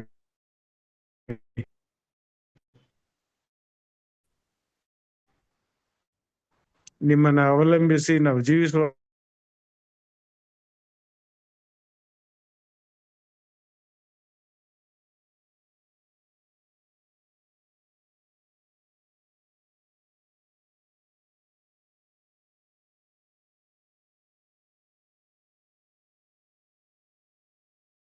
ಬೇಕಾಗಿ ಪ್ರಾರ್ಥಿಸ್ಕೊಳ್ತೇವೆ.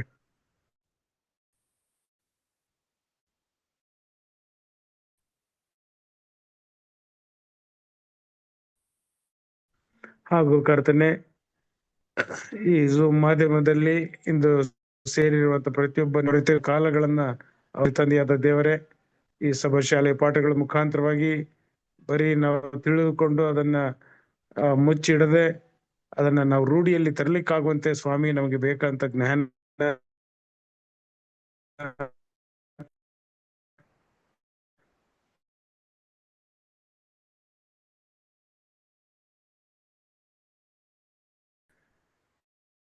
ವಿವೇಕಗಳನ್ನ ಅನುಗ್ರಹಿಸಿಕೊಡು ಸ್ವಾಮಿ. ಒಂದು ಪಕ್ಷದಲ್ಲಿ ನಾವು ನಿರತರಾಗತಕ್ಕಂಥ ಭಾಗ್ಯಗಳನ್ನು ಅನುಕೂಲ ಮಾಡುತ್ತೇವ್ರೆ. ಮತ್ತೊಂದು ಆವರ್ತಿ ಈ ಸಂದರ್ಭದಲ್ಲಿ ಕರ್ತನೆ ನಿನ್ನ ವಿಶೇಷ ಕರಗಳಿಗೆ ನಮ್ಮನ್ನೆಲ್ಲರನ್ನು ಸ್ವೀಕರಿಸಿ ಕೊಡುತ್ತಿದ್ದೇವೆ ಸ್ವಾಮಿ. ನೀನು ಒಪ್ಪಿಸಿ ಕೊಡುತ್ತಿದ್ದೇವೆ, ನಿಮ್ಮನ್ನು ಸ್ವೀಕರಿಸು. ಇದ್ದಂತೆ ನಮ್ಮ ಎಲ್ಲಾ ಅಶುದ್ಧತ್ವಗಳನ್ನು ತೆಗೆದುಹಾಕು, ಶುದ್ಧತ್ವವನ್ನು ನಿರ್ಮಿಸಿಕೊಡರೆಂದು ನಾವು ಪ್ರಾರ್ಥಿಸ್ತೇವೆ. ಮತ್ತೊಂದು ಆವರ್ತಿ ತಂದೆಯ ದೇವರೇ, ಈ ಕೂಟದ ಆದಿಯು ಅಂತ್ಯವು ನೀವಾಗಿದ್ದುಕೊಂಡು ಇದನ್ನ ಮಂಗಳ ಮಾಡಿದ್ದಕ್ಕಾಗಿ ನಿಮಗೆ ಸ್ತೋತ್ರಗಳಾಗಲಿ. ಎಲ್ಲ ಘನ ಮಾನ ಮಹಿಮೆಗಳು ನಿಮಗೊಬ್ಬರಿಗೆ ಸಲ್ಲಿಸುತ್ತಾ ಕರ್ತನೆ, ನಮ್ಮೆಲ್ಲರ ಮುಖಾಂತರವಾಗಿ ನೀವು ಮಹಿಮೆ ಹೊಂದಿ ನಮ್ಮನ್ನು ಹೇಳುವಾಗಿ ನಡೆಸಿ ಈ ರಾತ್ರಿಯ ಸುಖ ನಿದ್ರೆಯನ್ನು ಕೊಟ್ಟು ಮತ್ತೊಂದು ಸಂತೋಷಕರವಾದಂತ ಉದಯ ಕಾಲವನ್ನ ನಾವೆಲ್ಲರೂ ಸಹ ಎದುರಿಸಿ ನೋಡ್ಲಿಕ್ಕಾಗುತ್ತೆ. ನಮ್ಮನ್ನು ನಡೆಸುತ್ತಾ ಬರಬೇಕಾಗಿಯೂ ಮತ್ತು ಮುಂಜಾನೆ ಇರತಕ್ಕಂಥ ಎಚ್ಚರವಾಗಿದ್ದು ಪ್ರಾರ್ಥಿಸಿ ಎಂಬಂತ ಕೂಟದಲ್ಲಿ ನಾವೆಲ್ಲರೂ ಸಹ ಸಂತೋಷದಿಂದ ಭಾಗಿಗಳಾಗುವ ಹಾಗೆ ನಮ್ಮನ್ನು ನಡೆಸಬೇಕೆಂದು ಯೇಸು ಕ್ರಿಸ್ತರ ಪಾದದಲ್ಲಿ ದೀನರಾಗಿ ಬೇಡಿದ್ದೇವೆ ತಂದೆಯೇ, ಆಮೆನ್. ಪರಲೋಕದ ಪ್ರಾರ್ಥನೆ ಮಾಡಿಕೊಳ್ಳೋಣ. ಅಂತ್ಯ ಆಶೀರ್ವಾದವನ್ನ ಪಾಸ್ಟರ್ ಸಾಲಮನ್ ಅವರು ಕೊಡ್ಬೇಕೆಂಬುದಾಗಿ ಕೇಳ್ಕೊಳ್ತೇನೆ. ಪರಲೋಕದಲ್ಲಿರುವ ನಮ್ಮ ತಂದೆಯೇ, ನಿನ್ನ ನಾಮವು ಪರಿಶುದ್ಧಪಡಿಸಲ್ಪಡಲಿ, ನಿನ್ನ ರಾಜ್ಯವು ಬರಲಿ, ನಿನ್ನ ಚಿತ್ತವು ಪರಲೋಕದಲ್ಲಿ ನೆರವೇರ ಪ್ರಕಾರ ಭೂಲೋಕದಲ್ಲಿ ನೆರವೇರಲಿ. ನಮ್ಮ ಅನುದಿನದ ಆಹಾರವನ್ನು ಇವತ್ತು ದಯಪಾಲಿಸಿಕೊಡು. ನಮಗೆ ತಪ್ಪು ಮಾಡೋರನ್ನ ನಾವು ಕ್ಷಮಿಸುವ ಹಾಗೆ ನಮ್ಮ ತಪ್ಪುಗಳನ್ನು ಕ್ಷಮಿಸರಿ. ನಮ್ಮನ್ನು ಶೋಧನೆಗಳಿಗೆ ಸೇರಿಸದೆ ಕೇಡಿಂದ ತಪ್ಪಿಸು. ಯಾಕಂದರೆ ರಾಜ್ಯವು ಬಲವು ಮಹಿಮೆ ಸದಾ ಕಾಲವು ನಿಮ್ಮದೇ ಸ್ವಾಮಿ, ಆಮೇನ್. ಕರ್ತನ ಆಶೀರ್ವಾದವನ್ನು ಹೊಂದಿಕೊಳ್ಳೋಣ. ಈಗ ನಮ್ಮ ಕರ್ತನಾದ ಯೇಸು ಕ್ರಿಸ್ತನ ಕೃಪೆಯು, ತಂದೆಯಾದ ದೇವರ ಪ್ರೀತಿಯು, ಪವಿತ್ರಾತ್ಮನ ಅನ್ಯೋನ್ಯತೆ, ಐಕ್ಯತೆ, ಶಾಂತಿ, ಸಮಾಧಾನವು ಯೇಸು ಮಾಧ್ಯಮದಲ್ಲಿ ನಿನ್ನ ವಾಕ್ಯವನ್ನು ಕೇಳಲು ಬಂದಿರುವಂತ ಪ್ರತಿಯೊಬ್ಬ ನಿನ್ನ ಮಕ್ಕಳ ಮೇಲೆಯೂ, ಅಸ್ವಸ್ಥರಾಗಿರುವಂತ ಪ್ರಿಯ ಮಕ್ಕಳ ಮೇಲೆಯೂ, ಹಾಗೂ ಕರ್ತನೆ ಈ ಮುಂಜಾನೆ ಹಾಗೂ ಸಂಜೆ ಕೂಟಗಳನ್ನು ಆಯೋಜಿಸ್ತಕ್ಕಂಥ ಬೋಧಕರಾದಂತ ಎಂ ರಾಜುರವರ ಮೇಲೆಯೂ, ಹಾಗೂ ಇಂದು ವಾಕ್ಯವನ್ನು ಹಂಚಿಕೊಟ್ಟಂತ ನಿನ್ನ ಪ್ರಿಯ ದಾಸರಾದಂತ ಚಿನ್ನಪ್ಪ ಅವರ ಮೇಲೆಯೂ ನಿನ್ನ ವಿಶೇಷವಾದಂತ ಆಶೀರ್ವಾದ. ಈ ಕೂಟದ ಆದಿಯು ಅಂತ್ಯವು ನೀವಾಗಿದ್ದುಕೊಂಡಿದ್ದನ್ನು ಮಂಗಳ ಮಾಡಿದ್ದಕ್ಕಾಗಿ ನಿನ್ನ ವಿಶೇಷವಂತ ಆಶೀರ್ವಾದ ನಮ್ಮ ಮೇಲೆ ಇಂದು ಎಂದೆಂದು ನಿತ್ಯ ನಿರಂತರಕ್ಕೂ ನೆಲೆಯಾಗಲಿ ಸ್ವಾಮಿ. ಆಮೇನ್. ಆಮೇನ್. ಆಮೆನ್. Thank you. ಈ ಕೂಟದಲ್ಲಿ ಭಾಗವಹಿಸಿ ದೇವರನ್ನ ಮಹಿಮೆ ಪಡಿಸಿದಂತ ಎಲ್ಲರಿಗೂ ಈ ಕಾರ್ಯಕ್ರಮದ ಮುಖಾಂತರವಾಗಿ ಧನ್ಯವಾದಗಳನ್ನ ಸಲ್ಲಿಸ್ತೇನೆ. ವಿಶೇಷವಾಗಿ ಆರಂಭದ ಪ್ರಾರ್ಥನೆ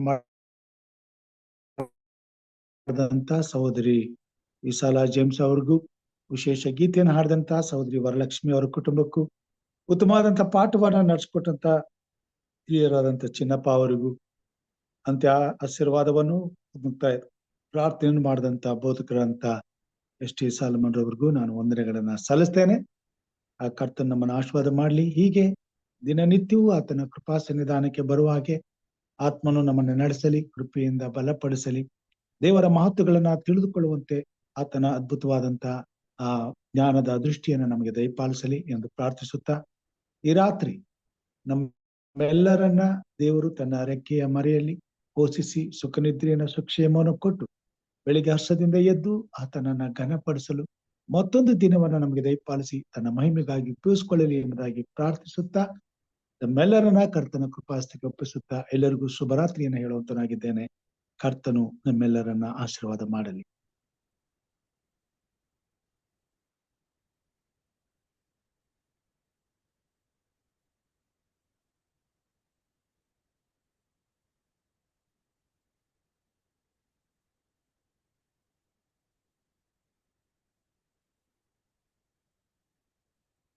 ಶುಭ